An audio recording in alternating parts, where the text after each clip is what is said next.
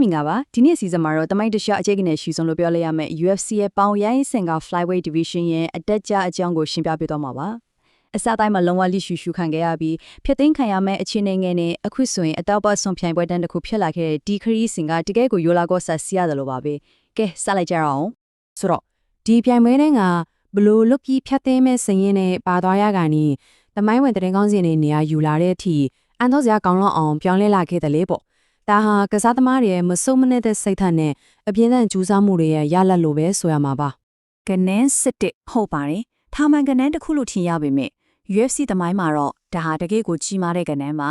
ါဒါကတော့ flyweight တန်းရဲ့အစပိုင်းရွှေခေတ်ကိုဖန်တီးပေးခဲ့တဲ့ Demetrius Mighty Mouse Johnson ရဲ့စံချိန်တင်ချန်ပီယံကာကွယ်ပွဲစစ်တစ်ပွဲစစ်တိုက်အနိုင်ရခဲ့တဲ့အရေးအတွက်ပဲဖြစ်ပါတယ်ဒီစံချိန်ကိုဘယ်သူမှမချိုးဖျက်နိုင်ပေးပါဘူးတကယ့်ကိုရွှေရောင်စံချိန်တစ်ခုပေါ့ချန်ပီယံကာဘရဲ့ခရီးစဉ်ကိုကြည့်မယ်ဆိုရင်2012ခုနှစ်ကျောင်းရှိတဲ့ပြပကင်ကြီးစုမှုခေတ်ကနေစခဲ့တာပါအဲ့ဒီနောက်2018မှာ Henry Cejudo 2020မှာ Davison Figueiredo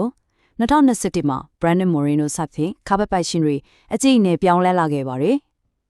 အခုနောက်ပိုင်း Alexander Pantoja နဲ့ Joshua Van Ba ကြီးရောက်လာတဲ့ချန်ပီယံသမိုင်းကြောင်းကတကယ်ကို Messi တောက်ထောက်ကြည့်ချင်းစရာပါအပိုင်းတစ် Mighty Mouse ရဲ့ပြိုင်ပကင်ကြီးစုမှုခေတ်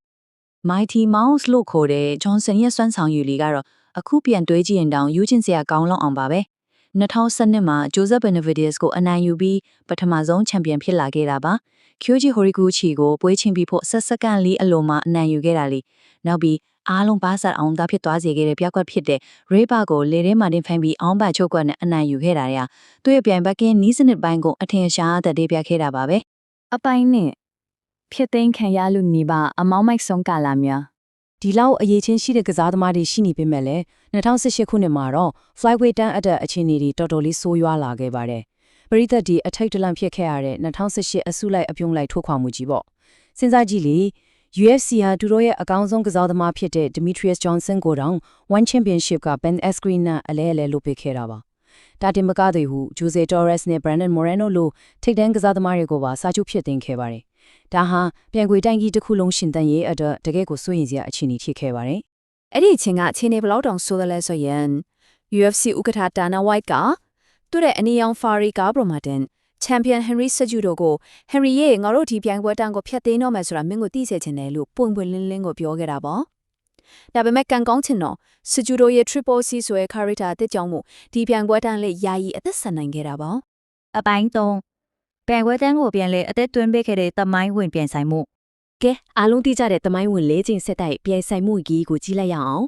Davison Figueiredo နဲ့ Brandon Moreno တို့ဟာ UFC သမိုင်းမှာ၄ချိန်တိုင်ထိုးတက်ခဲ့တဲ့ပထမဆုံးပြိုင်ပွဲတွေဖြစ်လာပါတယ်21ရက်ကြိုတင်အသီးပေးမှုနဲ့ထိုးခဲ့ပြီးတည်ကြခဲ့တဲ့ပထမပွဲကနေ Moreno အနိုင်ရခဲ့တဲ့ဒုတိယပွဲ Figueiredo ပြန်လည်နိုင်ရခဲ့တဲ့တတိယပွဲနဲ့နောက်ဆုံး UFC 283မှာ Moreno ကချန်ပီယံခါဘတ်ကိုအပြီးတိုင်တင်ပိုက်သွားခဲ့တဲ့အထိအဆင့်ဆင့်ပြောင်းလဲသွားတဲ့ရလဒ်ဒီကတကယ့်ကိုအသက်ရှူမားလောက်အောင်ပါပဲ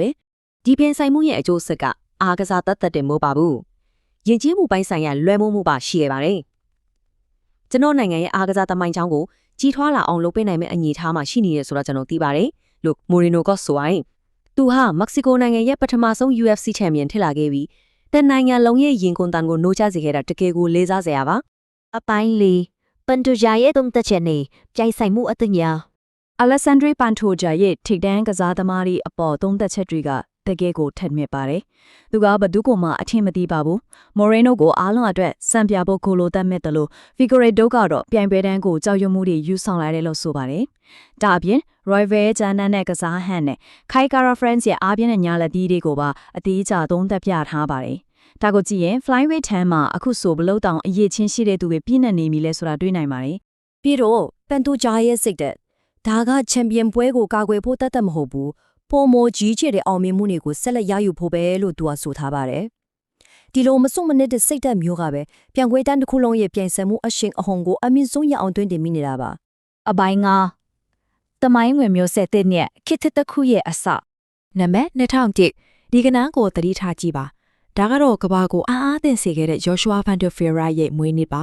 သူက UFC 323မှာဖန်တိုဂျာကို26စက္ကန့်တည်းနဲ့အလဲထိုးနိုင်ယူပြီး2000ခုနှစ်နောက်ပိုင်းမွေးဖွားသူတွေထဲမှာပထမဆုံး UFC ချန်ပီယံထိလာခဲ့ပါတယ်26စက္ကန့်တည်းနော်လုံးဝကိုခေတ်သစ်တစ်ခုရဲ့အစပြုခြင်းလို့ပြောလို့ရပါတယ် UFC 3-8မှာဆိုရင်လည်းအာရှသားမျိုးသားတွေချီထိတိုက်တွေ့တဲ့ပထမဆုံးချန်ပီယံလူပွဲတမိုင်းဝင်ပွဲစဉ်ကိုမြင်တွေ့ခဲ့ရပါတယ်။ထိုးကျင်းမှုအားကောင်းပြီး10မိနစ်ကိုပြင်းမြ8.8ချက်အထိထိုးနှက်နိုင်တဲ့ Joshua Van နဲ့ပွဲချင်းရဲ့40ခုရခိုင်နှုန်းကျော်ကိုမြေပြင်ဝါပဲလုံထွေးချင်းချုပ်ကစားလေးရှိတဲ့ဂျပန်ကစားသမား Tatsuro Taira ရဲ့လုံဝါကွဲထွက်နေတဲ့ကစားဟန်နှစ်ခုရှင်ပြိုင်ကြတာပါ။တကယ်ကိုရင်ခွန်စရာပါပဲ။ အဲ့ဒီပွဲရဲ့ရလဒ်ကတော့ Joshua Van ဟာ9ချီမြောက်မှာအလဲထိုးနဲ့အနိုင်ရပြီးချန်ပီယံခါဗတ်ကိုအောင်မြင်စွာကာကွယ်နိုင်ခဲ့ပါတယ်။ဒါဟာဘာကိုပြနေလဲဆိုတော့တချင်ကဖြတ်သိမ်းခံရမယ့်အခြေအနေထိရောက်ခဲ့ရဲ့ flyweight တန်းဟာ